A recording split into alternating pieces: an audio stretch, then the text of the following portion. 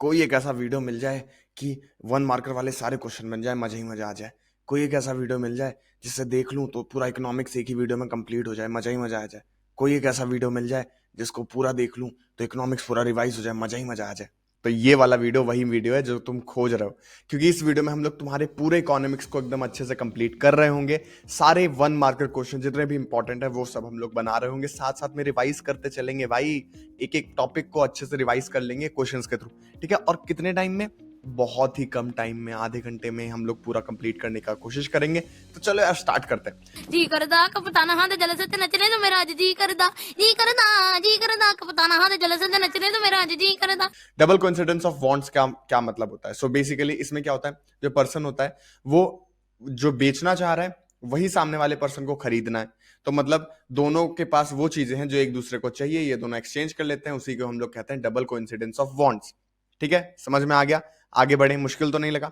In India dash issues currencies notes on the behalf of the central government. कौन issue करता है notes को? So RBI हमारी करती है, रिजर्व बैंक ऑफ इंडिया। इसे सेंट्रल बैंक भी कहते हैं क्योंकि सिर्फ ये एक ऐसा बैंक है जो बैंकों का बैंक है, बैंकों का पापा है मतलब एक तरीके से। ठीक है, banks in India these days hold about dash of their deposit as cash. कुछ कुछ बैंक तो वो भी नहीं करते, बट आरबीआई कहता है कि कम से कम 15% तुम्हारे पास होना चाहिए। ऑप्शन नंबर सी सही है, 15%। ग्रेट, नेक्स्ट क्वेश्चन पे जल्दी जल्दी भाई, समय नहीं है, समय नहीं है, एग्जाम आने वाले हैं कल परसों में। Banks use the major portion of the deposit. ये किस चीज में हमारे बैंक्स पैसा यूज करते हैं? एक्सटेंडेड लोन्स में, अपने लोन बंटवाने में यूज करते हैं हमारे बैंक्स। इसी वजह से तो हम लोग को इंटरेस्ट मिलता है, इसी वजह से तो वो पैसे कमा पाते हैं। ठीक है, याद आया? याद आया? नहीं याद है कोई बात नहीं। Eighth, in rural areas the main demand for credit is for क्या? लैंड खरीदने के लिए, घर खरीदने के लिए, एक्सपेंस के लिए? नहीं, क्रॉप प्रोडक्शन के लिए सबसे ज्यादा यहाँ पर इस्तेमाल होता है। और एक और चीज में सबसे ज्यादा इस्तेमाल होता है, इरिगेशन में। वाटर रिसोर्स का सबसे ज्यादा इस्तेमाल होता है इरिगेशन में। तो देखो मैंने तुम्हारा यहाँ पर दूसरे चैप्टर का भी इसी में डाल दिया। दूसरे चैप्टर में इस चैप्टर का कोई क्वेश्चन करेंगे, मजा ही मजा। ठीक है, ऑप्शन नंबर डी इसका राइट आंसर है। Which of the following is an example of collateral? Collateral का कौन सा एग्जांपल है? All of the above. क्या? Life stocks, land, deposit with bank. Collateral क्या होता है? ऐसी चीज जो तुम गिरवी रखते हो at the time of credit लेते टाइम। तो ठीक है, एज अ सिक्योरिटी चीज तुम इसको गिरवी रख देते हो, जैसे बाबू भैया को गिरवी रख के चले गए थे वो लोग हेरा फेरी में, वैसे ही। तो लाइफ स्टॉक गिरवी रख सकते हो, तुम्हारे पास कोई स्टॉक है, कोई लैंड है, कोई डिपॉजिट है बैंक में, उसको गिरवी रख के लोन ले सकते हो। ठीक है, इसके साथ साथ में तुम्हारा घर वगैरह भी है तो उसको भी गिरवी रख सकते हो। What are the different components of the terms of credit? Interest rate, documentation required, collateral। terms of credit क्या होता है? लोन लेते टाइम जो डिस्कशन होता है कि भाई कब दिया जाएगा, कैसे दिया जाएगा, कितना दिया जाएगा, उसके रिक्वायरमेंट्स क्या है, उसका कोलेटरल क्या है। तो ये तीनों चीजें हम लोग को डिस्कस करनी पड़ती हैं, इसी वजह से ऑल ऑफ द अबव इसका राइट आंसर हो जाएगा। अब आते हैं नेक्स्ट क्वेश्चन पर। Which one of the following are the examples of informal sector? Money lender informal sector का एग्जांपल है क्या? हाँ बिल्कुल है। ट्रेडर्स हैं क्या? है। कोऑपरेटिव है क्या? नहीं। तो ए और बी ये दोनों सही होंगे, ये इनफॉर्मल सेक्टर के एग्जांपल हो गए। As of 2012 the major source of credit in rural areas was. यहाँ पर मनी लेंडर से पैसे लेते थे क्या? कमर्शियल बैंक से या कोऑपरेटिव सोसाइटी से, रिलेटिव्स एंड फ्रेंड्स से? तो मनी लेंडर से सबसे ज्यादा पैसे लिए जाते थे रूरल इलाके में, वहां पे मनी लेंडर से पैसे लिए जाते हैं। Which one of the statements are false? There is no organisation which supervises the credit activities of lenders in the informal sector. RBI stops the money lenders from using unfair means to get their bank. ये क्या है भाई? CBI थोड़े RBI है, पैसे का काम करेगी ये, अनफेयर मीन्स को स्टॉप करने का काम नहीं करती। Compared to the formal lenders, most of the informal lenders charges much lesser interest on loans. So ये भी गलत है भाई, वो लोग तो बल्कि बहुत 2-3 गुना ज्यादा चार्ज करते हैं। ये दोनों गलत है, तो भैया बी एंड सी हमारा गलत है, ये वाला फर्स्ट हमारा ऑप्शन राइट होगा। ठीक है, मतलब ये सही है, ऑप्शन नंबर ए करेक्ट है, बट हमें इनकरेक्ट पूछा था तो बी एंड सी सही होगा। ठीक है, which one of the following statements are true? Periodically banks do not submit information to the RBI on how much they are lending to home and what interest rate. ये क्या सही है? खैर आगे चलते हैं। The Reserve Bank of India does not supervise the functioning of the formal sources of land loans. The RBI monitors the bank in actually maintaining cash balance. None of these statements are true. सो हमारा ए और B तो बिल्कुल गलत है, क्योंकि जो पेरियोडिकली सबको submit करनी पड़ती है, यहाँ पे नॉट लिखा हुआ है, साथ साथ में reserve bank of India supervise करती है, ना कि नॉट सुपरवाइज। तो दोनों में तो नॉट लग गया। ऑप्शन नंबर सी हमारा सही होगा, क्योंकि जो आरबीआई है वो मॉनिटर करती है कैश बैलेंस मेंटेन करने के लिए, देखती है कि बैंक वाले पैसे अपने पास रख रहे हैं कि नहीं, कि सारा लोन में उड़ा दे रहे हैं। क्योंकि अगर लोन में उड़ा देंगे तो जब पैसों की जरूरत पड़ेगी सिटीजन्स को, उनके अकाउंट होल्डर्स को, तो फिर वो कहाँ से पैसा देंगे। इसी वजह से 15% वो अपने पास रखने को बोलती है सभी बैंक को। 15% लिक्विड कैश उनके पास होना चाहिए हर बैंक के पास, ठीक है। Great. Dash of the loans taken by the poor house hold in the urban areas are from informal sources. So ये एक फैक्ट है जो तुम्हें याद होना चाहिए। 85% इनफॉर्मल सोर्सेज से अर्बन एरियाज में लोन्स लिए गए थे, ठीक है, पुअर हाउस होल्ड के द्वारा। Dash of the loans taken well of house hold in the urban areas under the formal source. Formal source से कितने लोगों ने लिया था? 72% लोगों ने। और वेल ऑफ हाउस होल्ड मतलब अच्छे खासे जो थोड़े बहुत अमीर लोग हैं, उन्होंने फॉर्मल सोर्सेज से 72% तक लोगों ने यहां पर हमारे लोन लिया था। लोन लेके आईफोन लिया होगा ना। ग्रेट। चलो नेक्स्ट क्वेश्चन चलते हैं। Of the loans taken by households with few assets in the urban areas are the informal sources. यहाँ पर हमारा जो इनफॉर्मल सोर्स है वो कितने परसेंट लोग लेते हैं? तो 53% हाउस होल्ड हमारे जो हैं वो अर्बन एरियाज में लोन लेते हैं, जिनके पास थोड़ा बहुत कम पैसा है, ठीक है। ग्रेट। इसी के साथ हमारे इस चैप्टर का इंपॉर्टेंट क्वेश्चंस खत्म होता है। 1 मार्कर के लिए हिसाब से जितने भी हम लोगों ने क्वेश्चंस देखे वो इंपॉर्टेंट है। इसके साथ साथ में चैप्टर का एक्सप्लेनेशन भी इंपॉर्टेंट, तो तुम वो भी देख सकते हो, इसी चैनल पर तुम लोग को मिल जाएगा। और खतरनाक एक्सप्लेनेशन है भाई, देखोगे फैन बन जाओगे। एंड एक और चीज जो मैं अभी तुमसे कह देना चाहता हूं कि प्लीज सब्सक्राइब अभी करो और इस वीडियो को लाइक कर दो और चुटपुटिया दोस्तों को शेयर कर दो यार। ये वीडियो नहीं फैलाओगे तो फिर मुझे फंड कैसे मिलेगा कि मैं दूसरे वीडियोस बनाऊं। तुम्हारे लिए क्लास 11 के लिए क्या धमाकेदार वीडियो सोच के रखे हैं मैंने। अगर तुम शेयर करोगे, सब्सक्राइब करोगे, लाइक करोगे तो वो वीडियोस तुम लोग को तुरंत तुरंत मिलने लग जाएंगे जैसे ही तुम बोर्ड एग्जाम पार करते हो तो। क्योंकि क्लास 11 बहुत इंपॉर्टेंट होता है, इसको मिस मत करना, क्योंकि धमाकेदार वाले वीडियोस जो हैं वो तुम्हें क्लास 11 की स्टार्टिंग से ही मिलने लग जाएंगे। तो खैर अभी तो 10th पास कर लो, अभी तो इस एग्जाम की तैयारी कर लेते हैं। अब आते हैं ग्लोबलाइजेशन एंड इंडियन इकोनॉमी के मोस्ट इंपॉर्टेंट एमसीक्यूज में। सो इस चैप्टर का भी बहुत ही तुम्हारा वेटेज है, अच्छा खासा है, 1 मार्कर क्वेश्चंस भी आ सकते हैं इससे।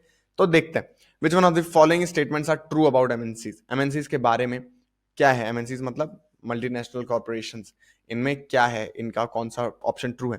MNC is a company that owns or control production in more than one nation, ये सही है। MNC set up offices and factories for production in regions where they can get cheap labour and other resources, ये भी सही है। This is done so that the cost of production is low and the MNC can earn greater profit, ये भी सही है। तो भाई ऑल ऑफ द अबव हमारा राइट आंसर होगा, ये सारे ऑप्शन भाई सही है। Great. The MNC is not only selling its finished products globally, but more importantly, the goods and services are produced globally. State whether true or false. So ये true है। जो हमारे जो MNCs हैं वो अलग अलग जगह पे धंधा करती है, अलग अलग जगह पे अपने प्रोडक्ट्स बनाती है, ठीक है। Dash provides the advantage of being a cheap manufacturing location. हमारे पास क्या है यहाँ पे?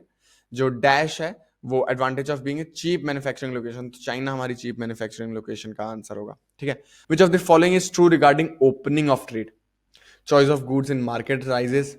Producer in two countries now closely compete against each other, though they are separated by the thousands of miles, ये भी सही है। Foreign trade thus results in connecting the market of integration of markets in different countries, ये भी सही। तो all of the above हमारा right answer होगा, क्योंकि ये सारे पॉइंट सही हैं। सो ट्रेड की ओपनिंग से क्या होता है? मार्केट की जो चॉइसेस होती हैं वो राइज होती है, मार्केट में ऑप्शंस नए आ जाते हैं जब विदेशी कंपनी आके यहाँ पे अपने प्रोडक्ट बेचती हैं। टू कंट्रीज आपस में compete करती हैं, आपस में अब वो अच्छे अच्छे प्रोडक्ट्स एक दूसरे को शेयर करती हैं, भले ही वो लोग थाउजेंड ऑफ माइल से सेपरेटेड हो। और इससे क्या होता है कि मार्केट इंटीग्रेट हो जाता है, मार्केट एक हो जाता है, दुनिया छोटी हो जाती है। तो ये तीनों ऑप्शन हमारे सही होंगे। Great. Globalisation is a process of slow integration of or interconnection between countries. State whether true or false. भाई क्या है ये? स्लो है कि रैपिड है? रैपिड है, तो ये हमारा फॉल्स होगा। क्यों? क्योंकि यहाँ पे स्लो लिखा है। रैपिड या फिर फास्ट, ठीक है, ये इंटीग्रेशन है अपना। अब dash have led to huge reduction in port handling cost and increase the speed with which the export, कहाँ गया, with which export can reach markets. तो क्या है? हमारे कंटेनर्स। कंटेनर्स क्या होते हैं? कंटेनर्स जो बड़े बड़े शिप पे, जो बड़े बड़े ऐसे, जो बड़े बड़े यहाँ पे तुम्हारे कंटेनर्स देखने को मिलते हैं ना, इन्हीं की वजह से एक्सपोर्ट बढ़ा है। ये रेड कलर के होते हैं, येलो कलर के होते हैं, जो तुमको सी पोर्ट के साइड साइड में देखने को मिलते हैं, मूवीज वगैरह में तुमने देखा होगा, स्पेशली साउथ की मूवीज में। सो इनसे काफी ज्यादा यहाँ पर हैंडलिंग कॉस्ट कम हुआ है, क्योंकि वाटर रिसोर्स या फिर वाटर ट्रांसपोर्ट सबसे चीपेस्ट वे ऑफ ट्रांसपोर्ट है। ठीक है। 15, the cost of dash has fallen, this has enabled much greater volumes of goods being transported by air transport. भाई क्योंकि ग्लोबलाइजेशन हुआ है तो धीरे धीरे हम लोग को अलग अलग एयरलाइंस देखने को मिल गई हैं, इसी वजह से एयर ट्रांसपोर्ट का दाम भी कम हो गया है। तो एयर ट्रांसपोर्ट का जो दाम है वो कम हुआ है, इसी वजह से हम लोग को एयरलाइंस के थ्रू हमारा ट्रांसपोर्ट भी होने लग गया है। ठीक है। यहाँ पे अगर वाटर होता और शिप्स होता तो वो भी सही होता, बट यहाँ पर हम लोग को ए ऑप्शन सही होगा, जो कि मोस्ट सुटेबल है यहाँ पर। Governments can use trade barrier to increase or decrease, regulate foreign trade, and to decide what kind of goods and how much of each should come into the country. State whether true or false. True है या false? तो अपना answer है ये true. क्यों? क्योंकि government ही trade barriers लगाती है रेगुलेट करने के लिए, इंक्रीज करने के लिए, डिक्रीज करने के लिए, कि कितना वहां पर ट्रेड होगा। तो ऑप्शन नंबर ए सही होगा, ट्रेड ट्रू। ये ट्रू फॉल्स, ये जो तुम्हें बता रहा हूं मैं, एमसीक्यू बता रहा हूं, वो किसी भी टाइप से आ सकते हैं। ठीक है। या तो वो असर्शन रीजनिंग के फॉर्म में आ सकते हैं, तो फिल इन द ब्लैंक्स के फॉर्म में आ सकते हैं, फिर ट्रू फॉल्स ही आ सकते हैं। तो इनको दिमाग में रखना, कॉन्सेप्ट दिमाग में बैठाना, क्वेश्चन नहीं। ठीक है। हमारा 17 क्वेश्चन है, रिमूविंग बैरियर्स और restrictions set by the government is known as, क्या बोलते हैं? ग्लोबलाइजेशन नहीं। रैपिड इंटीग्रेशन को ग्लोबलाइजेशन बोलते हैं। डिसइन्वेंशन नहीं, नहीं। प्राइवेटाइजेशन नहीं। लिबरलाइजेशन, हाँ लिबरलाइजेशन कहा जाता है। लिबरलाइजेशन ही कहते हैं जब गवर्नमेंट अपने ट्रेड बैरियर्स हटा देती है। हम लोग कब लिबरलाइज हुए थे? अब तक कमेंट सेक्शन में नहीं लिखे, जल्दी लिखो कि हम लोगों ने कब लिबरलाइजेशन किया था। हिंट दे देता हूं, राजीव गांधी की सरकार थी। आते हैं क्वेश्चन नंबर 18 पे। Starting around dash some far reaching changes in policies were made in India. The government decided that the time had come for Indian producer to compete with the producers around the globe. यार वही वाला question आ गया यार, ये तो cheating है। तुम comment section में अब तक नहीं लिखे हो ना, मैं इसका आंसर नहीं बताने जा रहा। तुम लोग आपस में कमेंट सेक्शन में कमेंट करते करते करते एक दूसरे को बताओ। 19 जितना भी है, 19 2000 जितना भी है, मैं नहीं बता रहा, मेरे मुंह से निकल गई। तो कोई भी है, जो राइट आंसर है कमेंट सेक्शन में लिखो, एंड ये भी लिख दो कि वीडियो पसंद आया कि नहीं, और शेयर कर दो, और लाइक कर दो, और सब्सक्राइब कर दो। जो जो करते हो ना वो सब कर दो, जिससे कि ये वीडियो बाकी लोगों तक भी पहुंचे। कब तक अंडररेटेड बना के रखोगे यार? ठीक है।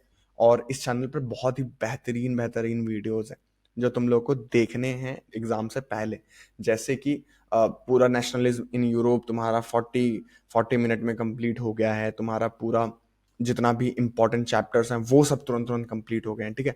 तो उन सबको कंप्लीट करो यार, एक एक घंटे में, 2 घंटे में तुम्हारा सिविक्स, ज्योग्राफी सब हो जा रहा है, हिस्ट्री हो जा रहा है यार। अब और क्या ही चाहिए, मजा ही मजा है तुम्हारा। तो जाओ इस चैनल पे वीडियो चेकआउट करो। डिस्क्रिप्शन में मैं मोस्ट इंपॉर्टेंट जो वीडियोस हैं उनके लिंक भेज दूंगा। और वो इमेज बेस्ड वाला क्वेश्चन देखा नहीं कि नहीं, जो मोस्ट इंपॉर्टेंट इमेज बेस्ड थे, अब तक नहीं देखा? कब देखोगे मेरे भाई? एग्जाम होने के बाद, अभी 1-2 दिन बाकी है ना। लास्ट मिनट में ही मैं वीडियोस डालता हूँ, लास्ट एग्जाम के 1-2 दिन पहले, जिससे तुम्हारा भला हो जाए। तो ये चैनल सब्सक्राइब करो और शेयर कर दो भाई क्लास के ग्रुप में, और मोहल्ले में लड्डू बंटवा दो कि तुम्हारा सिलेबस अभी तुरंत कंप्लीट हो जाएगा। ग्रेट। अब चलते हैं हम लोग अपने नेक्स्ट चैप्टर पे।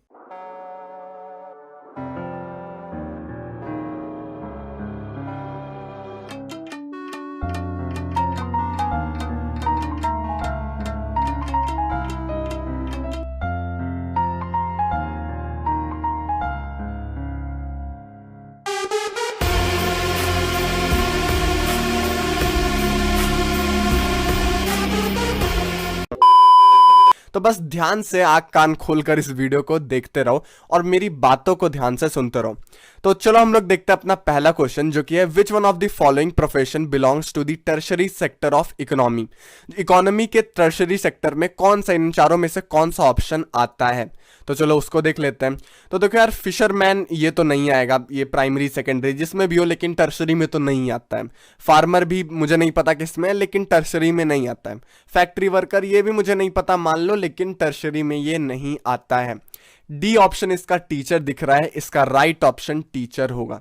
देखो ऐसे टाइप का अपना अप्रोच रखा करो कि बाकी के जो फालतू के ऑप्शन है उसमें ज्यादा दिमाग मत लगाया करो। जैसे मान लो तुम बी फार्मर पढ़े तो तुम्हारे दिमाग में ये आने लग गया कि नहीं फार्मर क्या है, एग्रीकल्चर है तो इसका मतलब ये प्राइमरी सेक्टर में होगा। हाँ अच्छा चलो प्राइमरी सेक्टर में फार्मर, इसी वजह से ये नहीं होगा। ऐसा मत किया करो। सबसे पहले चारों ऑप्शंस को एक बार पढ़ो और ये देखो कि उसमें में से कहीं कोई डायरेक्ट आंसर तुम लोग को दिख जाए। जैसे टीचर, ये डायरेक्टली दिख रहा है कि ये टर्शरी सेक्टर में आता है। अब जो लोग नहीं पढ़ रखे हो वो रिवीजन के लिए थोड़ा सा सुन लो कि प्राइमरी सेक्टर यार वो सेक्टर्स होते हैं जिसमें प्रोडक्ट बनता है। जैसे कि मान लो फिशरमैन हो गया जिसमें एक मछली सर्कल में आ रही है। जैसे एग्रीकल्चर में अगर तुम लोग कोई मान लो पल्स उगा रहे हो, वीट उगा रहे हो, राइस उगा रहे हो, तो उसको तुम लोग प्रोड्यूस कर रहे हो। वो एक प्रोडक्शन एक सेक्टर होता है जिसमें चीजें प्रोड्यूस होती हैं, नेचुरल लेवल पर, बेसिक लेवल पर प्रोड्यूस होती हैं। सेकेंडरी सेक्टर क्या होता है, वही जो प्राइमरी सेक्टर में जो चीजें प्रोड्यूस होती हैं, मान लो तुमने आलू निकाला, वो प्राइमरी सेक्टर में आता है। उस आलू के चिप्स बनाने को हम लोग सेकेंडरी सेक्टर में रखते हैं, क्योंकि चिप्स बनाने के लिए तुमको फैक्ट्रीज की जरूरत पड़ती है। और साथ ही में जैसे मान लो तुमने कॉटन बनाया तो वो प्राइमरी सेक्टर में आता है। अब कॉटन से अगर तुम लोग शर्ट बनाओगे तो वो आता है सेकेंडरी सेक्टर में। ऐसी चीजें जिसे बनाने के लिए तुम लोग को एक प्रॉपर इंडस्ट्री, एक फैक्ट्री की जरूरत पड़े और तुम्हें उसमें कुछ प्रोसेस करना पड़े, वो सारी चीजें आती हैं सेकेंडरी सेक्टर में। इसी वजह से हम लोग सेकेंडरी सेक्टर को क्या कहते हैं, इंडस्ट्रियल सेक्टर भी कहते हैं। और टर्शरी सेक्टर, तुम लोगों ने आलू से चिप्स बनाया तो वो तो हो गई सेकेंडरी सेक्टर में, लेकिन अब तुम चिप्स का ब्रांडिंग कर रहे हो, उसका प्रचार टीवी पर दिखा रहे हो, उसको बेच रहे हो, उसको शॉप में भेज रहे हो, वो सारी चीजें होती हैं तुम्हारी टर्शरी सेक्टर में। ये एक आलू के चिप्स से अपने दिमाग में बैठा लो कि प्राइमरी, सेकेंडरी और टर्शरी सेक्टर में क्या क्या काम होते हैं। एंड हाँ, जैसे मैंने शुरुआत में कहा कि ज्यादा दिमाग मत चलाया करो, जो आंसर गलत है उसको गलत ही रहने दो। ये अगर शुरुआत में ही तुम लोग सोचने लग जाओगे कि हाँ फिशरमैन ये तो ये होगा इसी वजह से ये नहीं होगा, रीजंस शुरुआत में मत देखा करो। मान लो अगर तुम्हें कंफ्यूजन आ रही है कि मान लो टीचर और फिशरमैन में कंफ्यूजन है तुम लोगों को, तो इसमें देखो कि हाँ फिशरमैन मान लो ये प्राइमरी सेक्टर में चला जाएगा, फिशरमैन फिश पकड़ता है, इसका मतलब ये शायद प्राइमरी में होगा, तो इसका आंसर ये नहीं होगा। अगर तुमको तुक्का मारना है, मान लो तुम लोगों को दो क्वेश्चन में कंफ्यूजन है, तब अपने दिमाग का इस्तेमाल करो कि ये क्यों नहीं होगा या फिर इसका आंसर ये क्यों नहीं होगा। मतलब अपने दिमाग को तब चलाओ जब तुमको दो ऑप्शंस में कंफ्यूजन आए। ये नहीं कि तुम शुरुआत से ही दिमाग चला रहे हो, क्योंकि अगर तुम शुरुआत से ही option A B C D करके ऐसे पढ़ोगे धीरे धीरे तो 4 मिनट तो तुम्हारा इसी में ही निकल जाएगा। इसी वजह से सबसे पहले चारों ऑप्शन को एक बार पढ़ो, सरसरी निगाह से देखो, और अगर वो तुम्हारा सही लग रहा है तब आगे चल के तुम लोग उसको टिक कर लो तुरंत ही। वरना अगर कंफ्यूजन है तब तो तुम अपना ये एलिमिनेशन मेथड वगैरह तो देख ही सकते हो। अब चलते हैं हम लोग अपने क्वेश्चन नंबर 2 पर।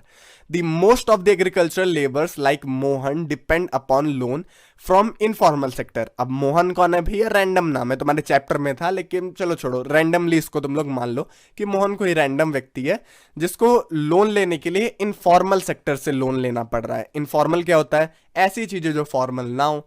मतलब कि तुम अपने साहूकार, मान लो कोई लोन लेने वाला है, कोई गांव का मान लो सरपंच हो गया, या फिर मनी लेंडर हो गए लोकल वाले, इन सब से अगर मान लो मोहन मनी ले रहा है, इनफॉर्मल सेक्टर में यही लोग आते हैं। विच of the following statement about this sector is correct. अब बताना है कि इन चारों ऑप्शन में से कौन सा इनफॉर्मल सेक्टर के लिए करेक्ट ऑप्शन है। So there are government bodies to supervise informal sector, तो ये तो गलत ही होगा, क्योंकि इनफॉर्मल नहीं फॉर्मल सेक्टर को सुपरवाइज करती है गवर्नमेंट बॉडीज। सो ये तो गलत होगा। और अपने दिमाग में ये भी बैठाते रहो कि फॉर्मल के भी ये लोग राइट ऑप्शन है, मतलब कि गवर्नमेंट बॉडीज सुपरवाइज करती हैं फॉर्मल सेक्टर्स को, ये भी दिमाग में बैठा लो। इसके बाद ऑप्शन नंबर बी है money lenders ask for a reasonable rate of interest. ये भी गलत है, क्योंकि ये फॉर्मल सेक्टर में ही बस होता है कि जहां पर मनी लेंडर एक रीजनेबल रेट पर, एक रीजनेबल दर पर तुम लोगों को लोन वगैरह देते हैं। इनफॉर्मल में यार अंधाधुन कितना भी वो लोग दाम लगा देंगे, तुम लोगों को वो देना ही पड़ेगा। ऑप्शन नंबर सी है cost of informal loans to the borrower is quite high. ये ऑप्शन सही हो सकता है, क्योंकि इसमें इनफॉर्मल वाली ही सारी चीजें हैं। जैसे कि इसमें इनफॉर्मल लोन में तुम्हें बोरोवर का जो कॉस्ट है वो हाई हो जाता है। सो इसका ऑप्शन नंबर सी करेक्ट है। अब डी भी देख लेते हैं। Money lenders use fair means to get their money back. ये भी फॉर्मल सेक्टर में होता है, इनफॉर्मल में तो घर बार वो लोग बेच देते हैं और सारी चीजों को जब्त कर लेते हैं। सो ए, बी और डी ऑप्शन तुम्हारा फॉर्मल सेक्टर का एक एग्जाम्पल हो जाएगा, लेकिन इनफॉर्मल सेक्टर का ये एग्जाम्पल नहीं है। और ऑप्शन नंबर सी इसका राइट आंसर होगा। फॉर्मल और इनफॉर्मल में मुझे लगता है तुम लोग को समझ में आ गया होगा कि आखिर डिफरेंस क्या है। फॉर्मल में तुम्हारा सिर्फ और सिर्फ सारी चीजें फॉर्मेलिटीज के साथ होती हैं, पेपर वर्क रिक्वायर्ड होता है, बैंक वगैरह इन्वॉल्व होते हैं और गवर्नमेंट इन्वॉल्व होती है, सुपरविजन होता है, सारा चीज एकदम अच्छे से लॉफुल होता है। वहीं इनफॉर्मल में कोई पेपर वर्क नहीं है, कोई गवर्नमेंट का सुपरविजन नहीं है, कितना भी हाई रेट्स में कोई दे सकता है, मतलब ये एक प्राइवेटली मनी का शेयरिंग होता है और इसी वजह से इसका ऑप्शन नंबर सी सही होगा। अब चलते हैं हम लोग अपने नेक्स्ट क्वेश्चन पर। Production of a commodity mostly through the natural process is an activity in. इसमें हम लोग प्रोड्यूस कर रहे हैं एक किसी सामान को और मोस्टली नेचुरल प्रोसेस से हम लोग उसे प्रोड्यूस कर रहे हैं, तो उस एक्टिविटी का नाम क्या होगा? सर इसमें हम लोग किसी नेचुरल प्रोडक्ट को प्रोड्यूस कर रहे हैं, किसी सामान में कन्वर्ट कर रहे हैं और एक तरीके से प्रोडक्शन हो रहा है, तो इसका राइट आंसर होगा सेकेंडरी सेक्टर। क्योंकि जहां पर हम लोग नेचुरल चीजों को प्रोसेस करके उनसे कोई नया प्रोडक्ट बनाते हैं तो वो होता है सेकेंडरी सेक्टर। तो इसका राइट आंसर होगा सेकेंडरी सेक्टर। अब चलते हैं हम लोग अपने नेक्स्ट क्वेश्चन पर। GDP is the total value of dash produced during a particular year. All goods and services, all final goods and services, all intermediate goods and services या फिर all intermediate and final goods and services. तो इसका right answer होगा यार all final goods and services. इसमें हम लोग उन्हीं सामान के जो गुड्स एंड सर्विसेज का जितना दाम होता है, जितना वैल्यू होता है, उन्हीं को लेते हैं। जैसे मान लो तुमने आलू लिया, आलू को बेचा और उससे चिप्स बना लिया और अब वो चिप्स जब बिकेगा तो उसका जो फाइनल आलू का जो ये फाइनल प्रोड्यूस है, फाइनल गुड जो बना, मतलब चिप्स का जो पैकेट बना, उसी पर जितना प्रोडक्शन वैल्यू आएगा उसी को हम लोग काउंट करेंगे। यहाँ पर दो बार नहीं काउंट करेंगे। ये नहीं कि आलू को हम लोग एक बार जोड़ लिए फिर इसके बाद दूसरी बार हम लोग चिप्स का जोड़ेंगे। फाइनल गुड्स एंड सर्विसेज को ही बस जोड़ा जाता है और इसी को हम लोग जीडीपी कहते हैं। अब चलते हैं हम लोग अपने नेक्स्ट क्वेश्चन पर, जो कि है in terms of GDP the share of tertiary sector in 2013-14 is. Option number A 20 से 30%, बी 30 से 40, सी 50 से 60 या फिर डी 60 से 70। ये तुम लोग सस्ता केबीसी खेल रहे हो। इसका जवाब थोड़ा सोच समझ के दो। 2013-14 की बात चल रही है, मतलब हाल ही फिलहाल में, और तुम लोगों को पता होगा कि हाल ही फिलहाल में टर्शरी सेक्टर बहुत ज्यादा ग्रोथ किया है और इसी वजह से इसका राइट आंसर होगा 60 से 70%, 60 to 70% इसका टर्शरी सेक्टर का इन्वॉल्वमेंट रहा है जीडीपी में। क्योंकि लोग ज्यादातर मॉडर्न हो चुके हैं। 2013-14 से पहले के टाइम पर क्या होता था, लोग मॉडर्न नहीं थे, एग्रीकल्चर ही बेसिक फैसिलिटी थी। लेकिन अब तुम मॉल भी जा रहे हो, मूवी थिएटर्स भी जा रहे हो, जोमेटो वगैरह आ गए हैं, इसके बाद ऊबर, कैब, इन सारी चीजों की वजह से बहुत ज्यादा मनी का इस्तेमाल होने लग गया है और वो सारी चीजें टर्शरी सेक्टर में ही जोड़ी जाती हैं, क्योंकि उसमें ना कोई सामान प्रोड्यूस हो रहा है, ना ही किसी चीज को उगाया जा रहा है। बेसिकली सिर्फ सर्विसेज ही बांटी जा रही हैं। अगर तुम लोग को कोई कंफ्यूजन आ रहा हो इस प्राइमरी, सेकेंडरी और टर्शरी में, तो तुम लोग एक्सप्लेनेशन वीडियोस देख सकते हो। इस चैप्टर के वन शॉट एक वीडियो है तुम्हारा, 25 से 30 मिनट आई थिंक मैक्सिमम में तुम्हारा ये चैप्टर कंप्लीट हो जाता है। तो अगर तुमने नहीं देखा है तो जाकर देखो, डिस्क्रिप्शन में लिंक है। इस वीडियो के बाद उसे भी देख लेना या फिर पहले उसे ही देख के आओ, जिससे तुम लोग को अच्छे से समझ में आए। अब आते हैं हम लोग क्वेश्चन नंबर 6 में। Economic survey is published by. Economic survey कौन पब्लिश करता है? इसका राइट आंसर होगा यार मिनिस्ट्री ऑफ फाइनेंस। यही सारे फाइनेंस में एक साल में जितने भी बढ़ोतरी हुई, जितने भी रेट्स पर चीजें गई, बिकी, प्रोडक्ट और सर्विसेज जितने प्रोड्यूस हुए, इन सब का रिकॉर्ड वगैरह यही पब्लिश करती है और ये हर साल अपना इकोनॉमिक सर्वे पब्लिश करते हैं। सो इसका राइट आंसर होगा ऑप्शन नंबर सी। अब चलते हैं हम लोग अपने नेक्स्ट क्वेश्चन पर, जो कि है the sector which has emerged as the largest producing sector in India is. So इसका राइट आंसर होगा टर्शरी सेक्टर। बिना देखे ही समझ में आ रहा है, क्योंकि यही सबसे ज्यादा इमर्ज हुआ है। इसके बाद हम लोग देखते हैं अपना next question. In our country NREGA 2005 aims to provide to all those who are able to and are willing to work a minimum of 200 days of employment in a year या फिर 100 days of employment in a year. ये सब तो ज्यादा ही हो जा रहा है। तो इसका राइट आंसर होगा यार 100 days of employment in a year. मतलब 100 दिन का गारंटीड एम्प्लॉयमेंट प्रोवाइड करवाता है नरेगा। नरेगा का फुल फॉर्म क्या होता है? National rural employment guarantee act. इसके तहत क्या होता है कि जितने भी लेबर्स होते हैं किसी भी गांव वगैरह में, रूरल एरिया में, तो वहां पर 100 डेज की गारंटीड एम्प्लॉयमेंट गवर्नमेंट दिलवाती है। और अगर किसी कारण की वजह से वहां पर कोई काम नहीं निकला तो गवर्नमेंट बेरोजगारी भत्ता देती है उन लेबर्स को जो रजिस्टर्ड होते हैं। मतलब कि मान लो 80 दिन का ही सिर्फ काम है गवर्नमेंट के पास और 20 दिन का कोई काम नहीं है, तो 20 दिन मुफ्त का गवर्नमेंट पैसा देगी उन लेबर्स को जो जो इस स्कीम से रजिस्टर्ड रहते हैं। सो ये है गवर्नमेंट की स्कीम नरेगा, और ये 2005 में शुरू हुई थी। इसको मनरेगा भी कहा जाता है, Mahatma Gandhi national rural employment guarantee act 2005, और नरेगा भी कॉमन भाषा में कह दिया जाता है। अब चलते हैं हम लोग क्वेश्चन नंबर 9 पर। The sectors are classified into public and private sector on the basis of employment condition, nature of economic activities, ownership of enterprises, या फिर number of worker employed in the enterprise. So इसका right answer होगा based on the ownership of enterprise. Ownership मतलब कि किसके पास किसकी property है, वो इसी से तो डिसाइड होगा कि वो प्राइवेट प्रॉपर्टी है या फिर पब्लिक प्रॉपर्टी है, और किसी से तो डिसाइड नहीं होगा। सो इसका राइट आंसर होगा ऑप्शन नंबर सी। इसको दिमाग में बैठा लो, और इजी था, तुम लोग को आता ही होगा। Which sector of economy is the largest employer? तुम लोग का टाइम वेस्ट ना हो इसी वजह से ज़्यादा मीम वगैरह बीच में नहीं डाल रहा हूँ, वरना अभी कई सारे आ रहे होते, लेकिन थोड़ा बहुत अभी सेक्रीफाइस करो, एग्जाम टाइम है। अब कितना तुम लोग पिक्चर का सीन वगैरह देखोगे पढ़ाई के बीच में, इसी वजह से अभी थोड़ा कम आ रहे हैं। लेकिन जैसे ही तुम्हारे टर्म 1 बीतेगा और इसके बाद तुम्हारे टर्म 2 के वीडियोस आएंगे, उसमें गजब तरीके से हम लोग मीम्स वगैरह डाल रहे होंगे। सो अभी इतने में ही काम चलाओ। अब आते हैं हम लोग अपने नेक्स्ट क्वेश्चन पे। विच one of the following occupation suffers from under employment? इनमें में से कौन सी ऑक्यूपेशन अंडर एम्प्लॉयमेंट से ग्रसित रहती है? टीचर नहीं, कैजुअल लेबर हाँ ये सही आंसर है, लेकिन 2 रुपया सस्पेंस के लिए आगे वाला ऑप्शन पढ़ लेते हैं। बैंक एम्प्लॉय नहीं, पुलिस नहीं। इसका राइट आंसर होगा तुम्हारा कैजुअल लेबर, तो इसका ऑप्शन नंबर बी सही होगा। अब देखते हैं तुम्हारा नेक्स्ट क्वेश्चन जो कि है find the incorrect option from the following. अब हम लोग को बताना है इनकरेक्ट वाला ऑप्शन कौन सा सही होगा। Secondary sector provide employment to a large number of people. B secondary sector is also called service sector. ये यार देखते ही समझ में आ गया, सर्विस सेक्टर बस टर्शरी सेक्टर को कहा जाता है, और ये इसी वजह से तुम्हारा इनकरेक्ट होगा। और क्योंकि हम लोगों से इनकरेक्ट पूछा है तो ये वाला आंसर इसका सही होगा। आगे पढ़ने की जरूरत नहीं क्योंकि ये निहायती रॉन्ग आंसर है। टर्शरी सेक्टर को ही बस सर्विस सेक्टर कहा जाता है। अब चलते हैं हम लोग अपने नेक्स्ट क्वेश्चन पर। Find the incorrect option from the following. MNREGA has implemented in 625 districts of India. ये मुझे नहीं पता, नहीं याद आ रहा है भैया, मैं इतना नहीं पढ़ा था। ऐसा अगर तुम लोग के साथ हो कभी तो आगे बढ़ो, क्योंकि ज्यादातर ये आंकड़े वाले ऑप्शन जो होते हैं वो कुछ मैटर नहीं करते हैं, वो हमेशा सही होते हैं। जो ऑप्शन गलत रहेगा वो निहायती गलत रहेगा, तुम लोग को पढ़ते ही समझ में आएगा अगर तुमने कभी पढ़ा होगा तो। अब देखते हैं क्वेश्चन नंबर बी। मनरेगा guarantees 200 days of assured work. So यार ये भी निहायती रॉन्ग आंसर है, क्योंकि 100 डेज होता है, हम लोगों ने जस्ट अभी देखा था पिछले क्वेश्चंस में। सो 100 डेज का अशोर्ड एम्प्लॉयमेंट प्रोवाइड करवाता है मनरेगा। अब फ्लो में इसका फुल फॉर्म बताओ।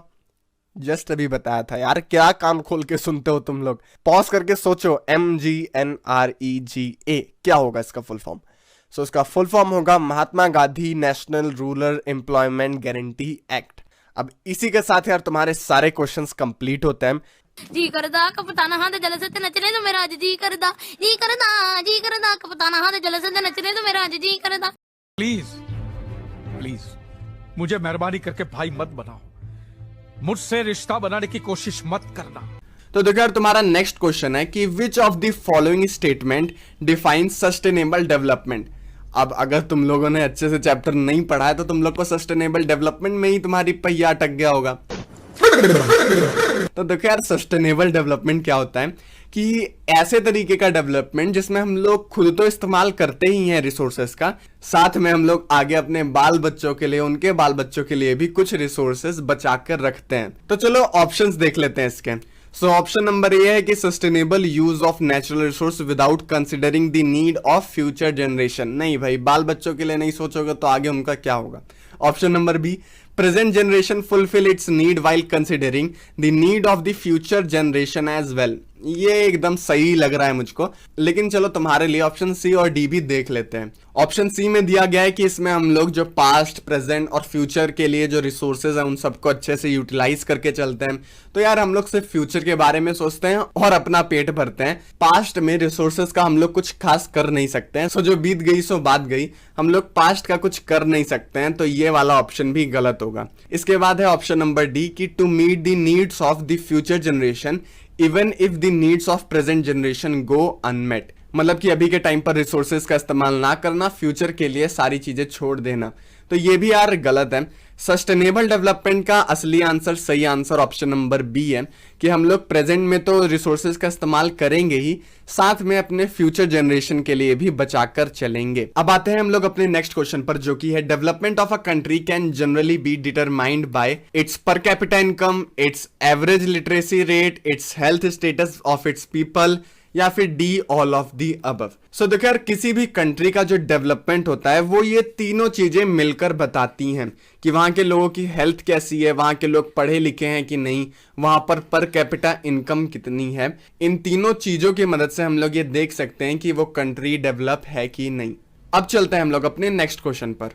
Bye national income we mean the money value of. अब ये ऑप्शन नंबर डी तो यार तुम्हारा सीधा सस्ता टिकाऊ डेफिनेशन है जीडीपी का ही। सो इसका राइट आंसर होगा ऑप्शन नंबर डी। एक साल के अंदर जितने भी फाइनल गुड्स प्रोड्यूस होते हैं या फिर जितने अमाउंट की सर्विसेज दी जाती हैं, उन्हीं सबको मिलाकर हम लोग नेशनल इनकम को कैलकुलेट करते हैं और साथ ही में उसी से ही जीडीपी भी बनता है।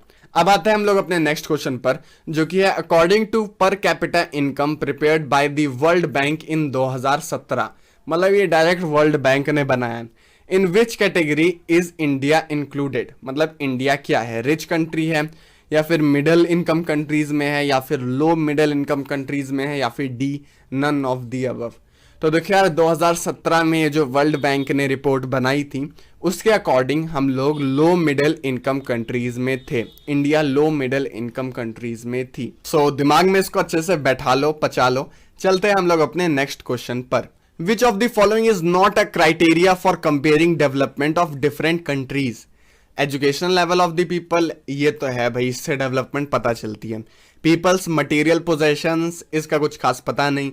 Their health status, इससे भी डेवलपमेंट आका जाता है और पर कैपिटा इनकम तो है ही। सो एक ऐसा क्राइटेरिया जिससे कंट्री की डेवलपमेंट का पता नहीं चलता है वो है पीपल मटेरियल पोजेशन। मतलब कि पीपल के पास, वहां के लोगों के पास कितना मटेरियल वो पोजेस करते हैं, इससे ये नहीं पता चलता है कि वो कंट्री कितनी डेवलप है। इसके बाद आते हैं हम लोग अपने नेक्स्ट क्वेश्चन पर, जो कि है Kerala has a low infant mortality rate because.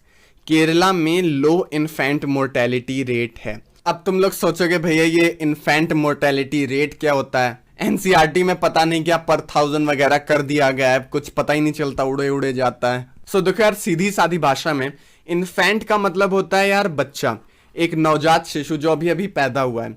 और यार मोर्टेलिटी मतलब मृत्यु, नंबर ऑफ डेथ्स। सो इन दोनों को अगर तुम लोग साथ में पढ़ोगे तो क्या होगा, number of death of infants, number of death of small childs, यही तो होगा। न्यू बॉर्न चाइल्ड के डेथ के रेट को हम लोग इन्फेंट मोर्टेलिटी रेट भी कह सकते हैं। अब अंग्रेजी का चमत्कार दिखाते हुए इसको दूसरे तरीके से लिखा गया है। इसकी अगर डेफिनेशन देखें तो देखो यार, एनसीईआरटी में तुम्हारा ये समझाने की कोशिश की है कि एक साल के अंदर 1000 लाइव बर्थ में से, मतलब 1000 जीवित बच्चों में से कितने बच्चे अपना पहला जन्मदिन नहीं देख पाते, कितने बच्चे बीच में ही डेथ कर जाते हैं। सो इसी रेट को हम लोग कहते हैं इन्फेंट मोर्टेलिटी रेट। अब लो इन्फेंट मोर्टेलिटी रेट मतलब कि जहां पर ये डेथ रेट कम है। सो इस क्वेश्चन में यही पूछा है कि केरला में लो इन्फेंट मोर्टेलिटी रेट है और इसका कारण क्या है, इसका रीजन बताना है। सो इसका पहला ऑप्शन है कि people of the state are very rich.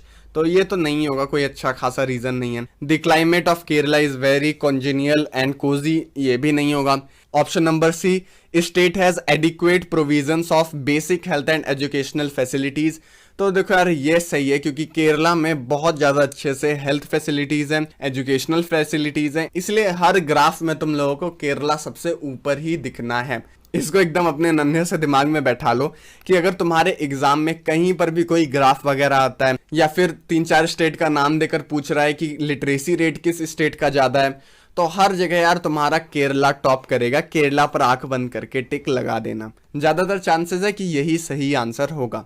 अब देखते हैं हम लोग अपना नेक्स्ट क्वेश्चन, जो कि है a person is considered unnourished if the BMI is less than 30.5, less than 25.7, less than 20.9 या फिर लेस देन 18.5। तो इसका सही आंसर रहेगा ऑप्शन नंबर डी।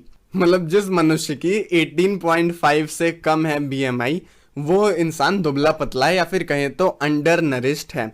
अब इसको निकालते कैसे हैं भैया? तुम लोग के अंदर भी चुल मच रहा होगा कि मुझे भी निकालना है। तो ये तुम्हारे एग्जाम में भी आता है, तो इसको याद कर लो कि तुम्हारा weight in KG divided by तुम्हारी हाइट मीटर में और उसका स्क्वायर। मान लो अगर तुम्हारी हाइट है 170 तो तुम लोग 1.7 का होल स्क्वायर अपॉन तुम्हारा केज मान लो है 50 तो 50 अपॉन 1.7 का स्क्वायर। ऐसे करके तुम लोग BMI निकाल सकते हो।